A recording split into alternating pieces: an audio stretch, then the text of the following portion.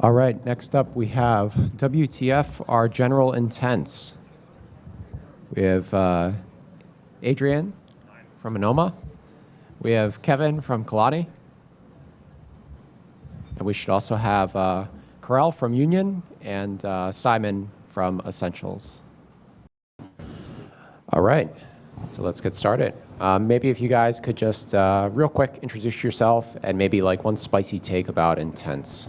Go ahead, Kevin. Hello, I'm Kevin, co-founder of Khalani Network. So the easiest way to think about Khalani Network from sort of intent-centric point of view is you can think us as a solving aggregator and a solving platform, right? So for solvers, you can build solvers or solving capacities on Khalani, and then for consumers of solving the intent owners or intent apps, you can use us as a aggregator for all the solving capacities, right? So we will make the solvers collaborate and then respond to your intent. Yeah, I'm Adrian. I work on Anoma. I think the spicy take on intents is intents don't solve everything, even though we seem to pretend that they do. Like intents aren't going to like solve your distributed systems problems on how these things talk to each other. Intents are a very nice user abstraction to like define partial state transitions. They're not going to like revolutionize how Ethereum and Bitcoin talk to each other.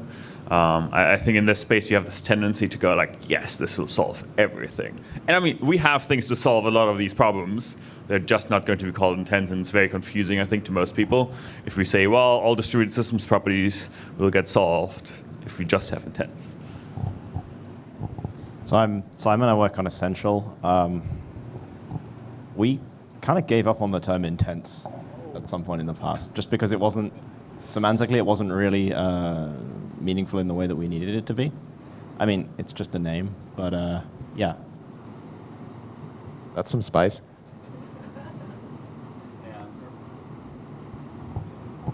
Hello, yeah.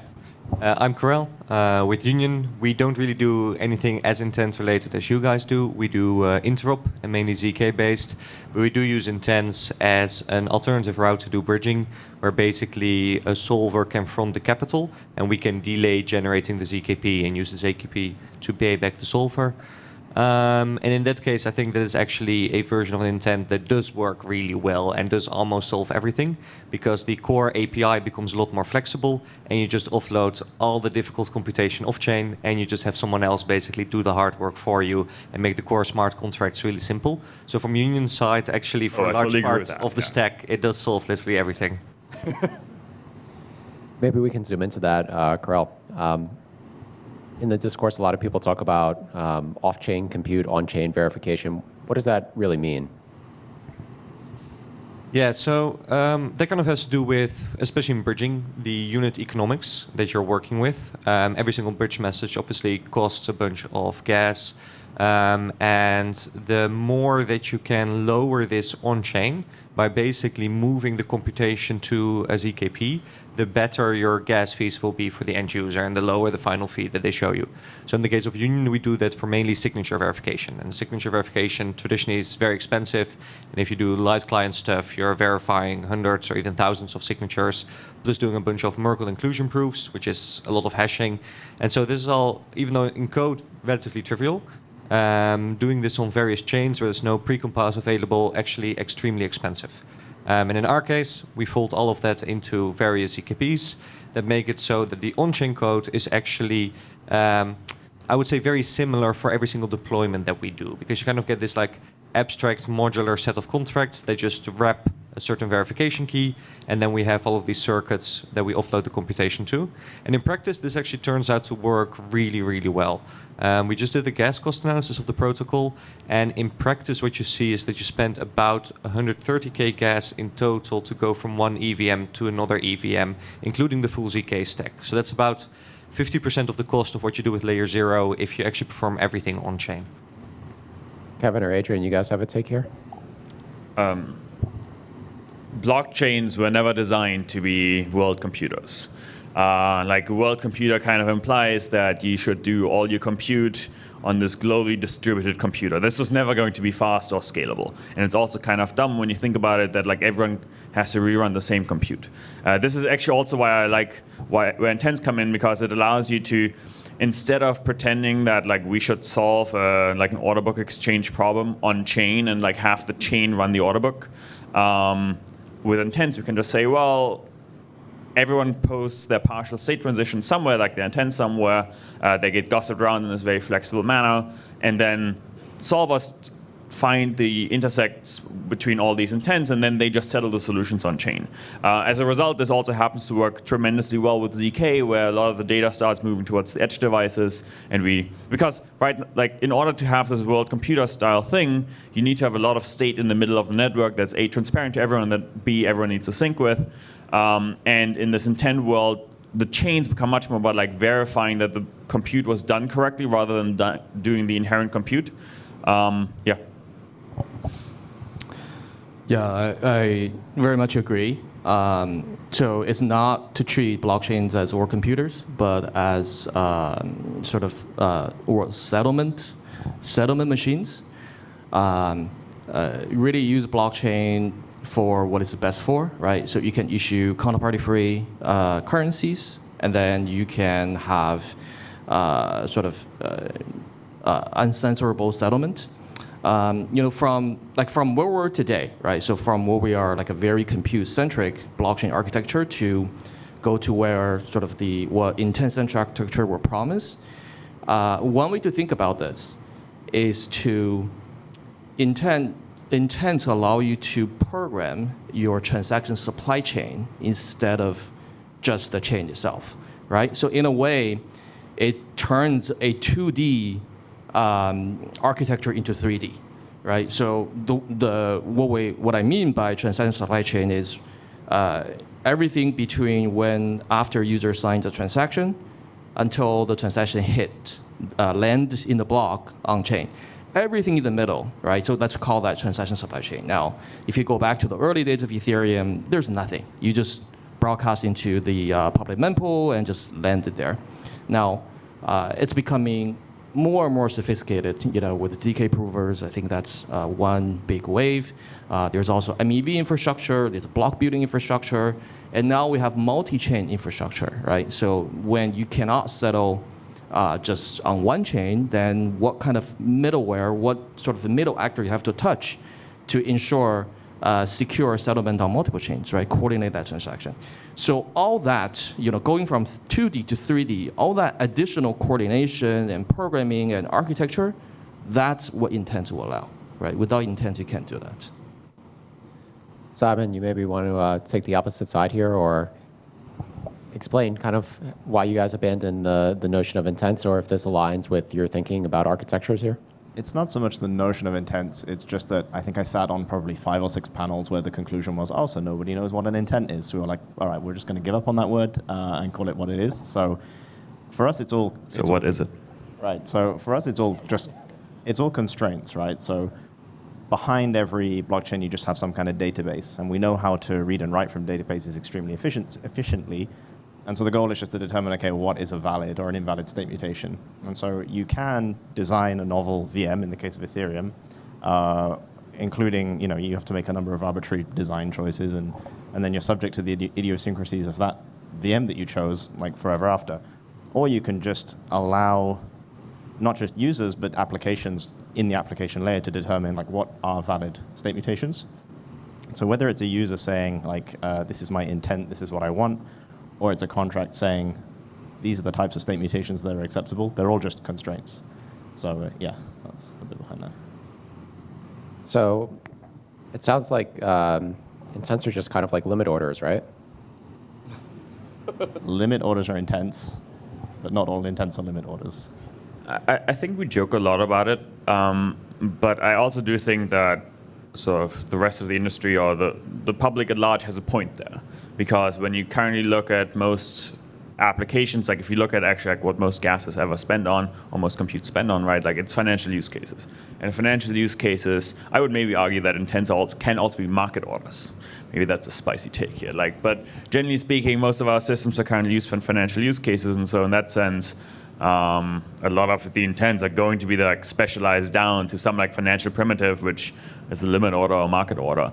I think the one thing that people forget though when they say, well, limit order intents are just limit orders, is that with intents you actually get true composability across many different types of orders and assets, right? For example, you can easily, even in the financial use case, compose across, using intents, compose across RWAs, across NFTs, across fungible tokens. So I'd say, saying all intents are just limit orders is a little bit reductive, and you're disregarding the power of intents to enable true composability, not only within a single chain ecosystems over state transitions, but even within the multi-chain ecosystem. Yeah, I would say when people talk about intent to limit orders, I think the common misconception about limit orders is always based on price. So that's most people understand what limit orders are. And if you use central exchange, it's typically first on price and then time, right? So that's the two sort of the matching rules for limit orders. And then that's why, which I think Simon's correct, the limit orders are intents. But for general intents, topic of the panel, you can actually specify anything else as limit other than price and time, right? So you can, within the limit order, you can specify, for example, privacy concerns. Like, I want my order to be settled privately, and this is what Anoma, Namada will be able to do. You can also say, with my intent, I can say whoever can settle, like it's a maybe whitelisted counterparty that can settle my orders, right? That is also some sort of a limit. You can talk about latency, right? So instead of price first and then a time, I can do just absolutely latency first. I don't care about price. That becomes the market order, right? You can talk about trust assumptions. This is the multi-chain intent. Within my order, I can embed trust assumptions, like what sort of proof that I accept. Maybe it's ZK proof only, or maybe it's something, like line proof or some sort of Merkle structure, it's fine too. That can be also part of your order. So if you allow your order with limit to include every single thing possible, then yes, intents are limit orders in that way. It's general limit orders, I guess, right? Or unlimited orders. So I guess my whole take is I disagree with that, because I think what you're describing right now is literally the implementation details for how to reach an end state. You're describing who wants to execute it, privacy state, etc. That to me seems to be the opposite of an intent. Intent is supposed to be what's the end state that I want my account to reach, all the storage slots associated with my account. I don't care how I reach that end state. Whoever can push me in that through whatever pathway, that's fine. And that's how you maintain composability. The fact that you don't specify a specific path, and the moment you start overloading it, then it's basically just a regular smart contract. I think the thing to consider here is that with generalized intents, you have the ability to specify specific constraints. You don't have to. You can also leave them open-ended. And yes, the more you specify your execution path that you actually care about, the more sort of your composability goes down. That's true. But I was listening to this last panel, and I was pulling a little bit my hairs out, because I think we're fundamentally shifting that users need to care about the security model. This is what this entire industry space is doing. If we are saying, well, everything is fine to run on a single server run by some company, we've just reinvented a shitty database. We've made no useful progress. So I think it's very important that users can specify things like, I do care about my fundamental security model here. I do care whether my assets end up on Arbitrum or Optimism or Ethereum main chain, because holy fuck, these things are not the same. They're very fundamentally different, no matter what the marketing tells you, right? So I think we shouldn't. I wouldn't expect that most intents are actually over-constrained. I would just expect that most people will use them to more realistically express what they care about, and then they don't have to care about how to get there. So, for example, I may want to trade some ETH for Bitcoin, and I'm actually fine being settled on either Arbitrum Optimism or Ethereum. And in that case, I can just say whatever gives me the fastest or best price, right? But maybe for large-scale trades, I do care about this, and I go like, well, I'd really, if I get fill to X, I need to be like above X. I need to be on mainnet for this fill. Yeah, I do indeed think that we won't really see chain abstraction up to the point where users will be fully unaware where their assets are actually at. But that's also part of I mean, this is going to be great for scammers. Like, if users are unaware on which chain they are, they're going to lose all their money. Because this is different, right? Like, in the traditional Web2 world, users trust a specific third party. If we say in chain abstraction, they don't have to worry about it, they just don't know which specific third party to trust. And generally speaking, these are like 3 out of 5 multisigs. Like, I'm not sure that this is like going to go all that well for users, because North Korea is going to start running a bunch of rollups. That's great. No, that's a lot of spice. Sorry, that was mostly the spice from the previous panel on chain abstraction and why users need to care about their security model. I'd be curious, Tabasco, what do you think about that?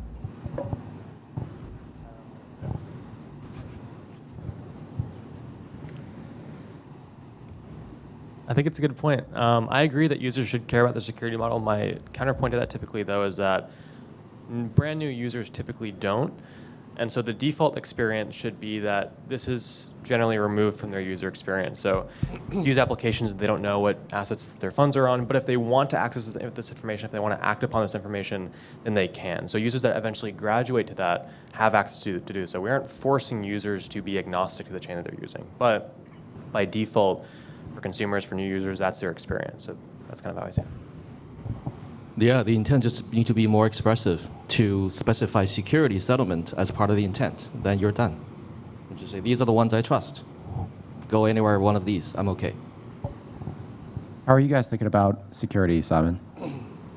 I think I can see both sides of that point, but I think the point is that the sort of declarative model brings in that choice. So like, I mean, it's sort of always been the case. If you really don't care about anything, then just don't even withdraw your assets from Binance. Just stay in that sandbox, and it's really fast. It's great.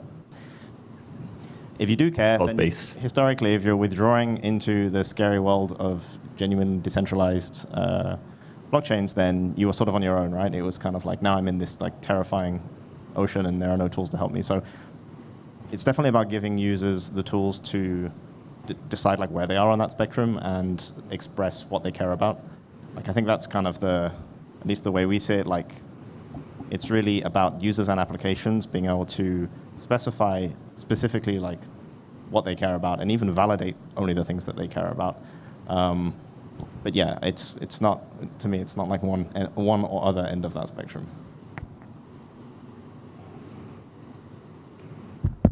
Switching gears a little bit, I'd be curious from the three of you guys on the end. You can jump into it if you want, Karel. How you guys are thinking about modeling intents? Like, what does the state architecture look like? I know, Kevin, you've done a lot of work on UTXOs previously. I know, Adrian, you're working on resources. I'm not as familiar with your model. It's been a little while since I looked at the specs. But if you guys could jump into that, that'd be interesting. Sure, yeah. So the way we think about this is what you care about is maintaining state, and that's what anybody in the system cares about, whether they're a user, whether they're an application like a smart contract. And so everyone declares just what their constraints are over what the next state should be. So if I'm a blockchain application, instead of describing some like imperative code that says, oh, here's the entry point and these are the steps you must follow, and out will pop the state mutation, it's give me a proposed state mutation and I will just check that it follows my rules. So I just have a list of constraints, and if they're all acceptable, then that's your new state. And so you have this kind of nice property, at least when it comes to blocks, is that like order within the block is kind of more of a fuzzy concept, because it's not like I'm going to carry out this execution and now this execution and now this execution. I just have a bundle of state mutations, and insofar as the solver can find a set of state mutations that are sort of compatible for the constraints they've been given, then that will become the new mutation. So it's all about state is really the way we see it. Yeah, I think fundamentally this, it's interesting. I think we are sort of back running 30 years of computer science once again, where We moved from this very imperative world in the past. Then, like over time, the web became very declarative. I had this very interesting conversation with Jed from Infinix yesterday on like intents to him, like the declarative paradigm with intents is really similar to the move from jQuery to React. And honestly, apparently for the web, the reason why the web became tremendously popular is because we moved from jQuery to React because no one could deal with the complexity of this imperative jQuery crap anymore. And with React, we kind of like made the kind of applications that were buildable all of a sudden, like just like 100x them, right? And so with intents, we really care about state layout above all else. Like the execution environments that the specific state sort of transitions are run in is actually kind of relevant. Because then you get, like again from database theory, like if you have just state layout, like state updates, you can interleave them in arbitrary ways. Whereas if you have compute updates, you can't interleave them in arbitrary ways. Of course, if you have like incompatible state updates up the stack, some may become incompatible, like not settleable anymore. But so intents are fundamentally all about state, and generally I think blockchains are all about state. We've been kind of getting confused there a little bit over the last 10 years, where we focus a lot on execution and like VMs and like whether this specific execution, this specific instruction set is like the best, or like whether we want to have the slightly different instruction set called the SVM. And like doing that, we kind of forgot that what actually matters here is the state. And so we're coming back to this right now because it also fits way better with the ZK model, because the ZK model cares much more about state than the actual execution. Yeah, I think this is maybe a little bit on the Anoma resource model. So what Anoma uses, it's not a UTXO model, it's not an account model. It's a resource model, which is sort of in the middle, UTXOs with complex state, but it allows you to do like nice things, such as resources are only ever created, they're never updated, like created or destroyed, they're never updated. So you can make like resources have very clear owners, which means once you have this resource model, you can actually build the original Plasma-like constructions, which give you actually the only truly scalable L2s, where every individual user holds their own state, where you don't need decentralized sequencers to a large extent. I mean, you still need the sequencers, but at least users can withdraw individual resources if they wanted to. Are you saying that rollups aren't scaling solutions? Yeah, rollups aren't scaling solutions. There is some limit. They don't scale linearly with the number of, they don't scale O1 effectively. There's some limit. They scale with the number of users they have. That's just always going to be true unless you have this kind of resource model. I gave a cool talk about this in summer at ETH Tokyo. It was fun. People seem to have liked it. It was a little bit spicy though. Yeah, I don't think you're spicy enough, Adrian. So I think one, common mental model that people can think, or I would say why intent systems are so difficult to understand for a lot of folks, is a general intent infrastructure requires almost inverse everything in terms of the mental model that we understand as blockchains from the last 10 years. Almost every single element, how blockchains should be structured, how ledgers should be structured, how state transition should be performed, and so on and so forth. Word verification, words computation. So if you go back all the way to Bitcoin, UTXO model, the original UTXO model, and then when Ethereum about 10 years ago introduced this account model, right? So it's just accounts and balances, and it's a ledger, and then from smart contract system point of view, almost every single mainstream, what we call smart contract system today, are going this way. It's account model. Now, there are very, very few projects that actually went the other way, which is the UTXO model, the generalized UTXOs, to accomplish equivalent to smart contract. So I would say intent systems are the final architecture of this road. That's where it ends. Now, which means instead of thinking about computation and accounts, you think about states. So every state as a first-class citizen instead of just sort of a hash table within the accounts, right? And then you manipulate state directly instead of perform computation and have state consistency as a derived outcome of consensus. and then you allow state transitions to be implicitly defined off-chain, and then you define the proof methods, the proof check methods or verification methods, right? And think there are two biggest drivers, sort of, if you go down this road, right, the Ethereum road, the account model road, that kind of, these are the biggest challenges today that we see. MEV, interoperability, account abstraction, where all these challenges are just, you have out-of-box solutions. These are not challenges at all if you go down this road, right? Parallel processing, native account abstraction, native interop, native privacy, and then native sort of off-chain computation, on-chain verification. If you go down this route, right? But this is a very, very underexploited route, and this is sort of my UTXO background, where I come in, that we spend a lot of time thinking about this. So that's that's our understanding of intent systems. It's generalized UTXO model, but then you have to also give more expressive constraints and then give a proper programming model, which is actually the biggest challenge if you go down this route. Yeah. We have about 5 minutes left. I want to open it up to the audience for questions. We have some of the intent experts in the room, so please, who has any questions here? Just while people think about questions. I think it's just important to understand that intents aren't incompatible with sort of the compute-centric model of Ethereum. You can very easily deploy something like Anoma as an operating system to Ethereum, and I think this is generally going to be true. We don't have to burn down everything we've seen before. We can emulate this on effectively the running CPUs. It's not going to be not going to be perfectly optimal, but we don't have to start from scratch. Yeah, that's correct. I think the only thing right now in the EVM that prevents you from building generalized intents is that you can't read arbitrary storage slots from other contracts right now. Otherwise, if you could do that, you can build a system where you just verify snarks, can do arbitrary reads and writes.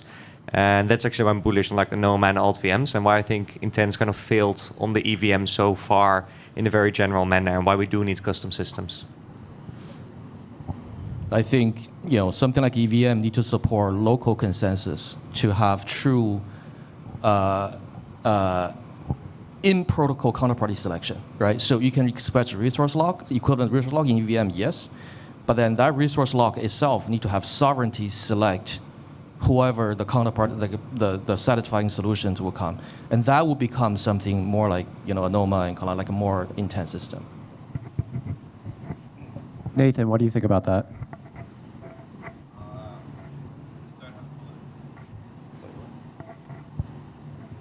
Kevin, can you go into local consensus a little bit? Because I mean, local consensus is just another way to say counterparty selection, right? So if you have an intent, and again, resource lock, it's like half of an intent, right? So if with resource lock, you can also say, hey, if there are multiple people try to unlock me within the same block or with the same slot, whatever it is, the ledger structure, I get to pick who unlock me first. Here's the rules, I decide who locks me first, right? That's just another way to say counterparty selection, things like that. So that, in EVM, when you only have global consensus, the same validator set get to pick the ordering of everything, of every resource lock, every contract, and who touches everything. Now, if those contracts or locks or whatever, on-chain primitive, they have their own will to decide who unlock me first, then it's an intent system. I will shill the talk about resource plasma from Tokyo. Yeah. Talks a lot about this. Questions? Yeah, I would add to what Kevin said, and that Ethereum was built around the notion that a single party does a transaction and calls a contract. And what now can be added with the resource model is that you submit a partial transaction that need other, like a counterparty to put in resources for it to become a transaction that then can happen in one step. And this is really unlocking the possibility to do apps between different parties. Like you see this, AMMs are built because of that, so that one party can do something. And I think this is the real change that will happen also on the applications, that multiple parties can do something. Yeah. Thank you. I think we had one more. We kind of had 2 points of view, one being like intents can solve everything, and the other one being intents doesn't solve everything. In the current state of play, imagining that intents are something that's easily executable, what should you use the native blockchain functionality for instead of intents? So intents provide user expressivity. I think that's easy, and like a clear high-level API with how users interact with the system and how to structure state, for example. I think what the fundamental blockchains under the hood do, they do security. I think this is really like what they do custody. Like if you think of Ethereum as a custodian and an asset issuer, that's what Ethereum is really fucking good at. And I think this is going to become sort of the biggest thing for all these sovereign systems, and like whether you call them an L1 or an L2 is kind of irrelevant. Like the role of the underlying systems is a state controller, someone that custodies some specific piece of state. And in this model, actually, just users but also become just one-on-one blockchains that can interact with the rest of the sort of world on exactly the same APIs that Ethereum and Solana use to interact with each other. It is just a much cleaner abstraction in my mind, because we don't have this like weird RPC calls in the middle. Last one. Thanks so much for the panel. It's really interesting. So now that the market is rallying and we're all preparing for next year, what would each of you, or maybe whoever wants to say, what would you think would be a breakout use case that properly implements intents next year? And what I mean by that is like we'll look back and say like that was like one like great use case. Any thoughts from the panel? I have thoughts, but I'll let someone else go first.